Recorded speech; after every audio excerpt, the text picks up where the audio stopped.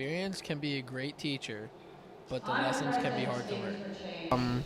That was the case for Tracy and Kayla Smith, who would share their story about drug addiction. So it wasn't exactly hard, but at first when I started speaking, it was difficult to get honest with such a large group of people. And just knowing that my experience and sharing my story could help at least one person kind of helped me get over the fear of speaking to large crowds. We're in the middle of an epidemic. So it's so important to educate people, to inspire them, to give them information, to empower them to make the right decisions.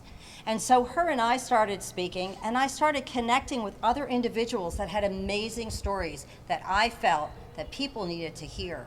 And so Speakers for Change was born. We are now a national agency. We've placed speakers in over 20 states across the United States, schools and organizations and conferences, and amazing individuals. Yeah, it taught me that drugs are bad and Always go to someone if you have a problem. It was really good. It was informational.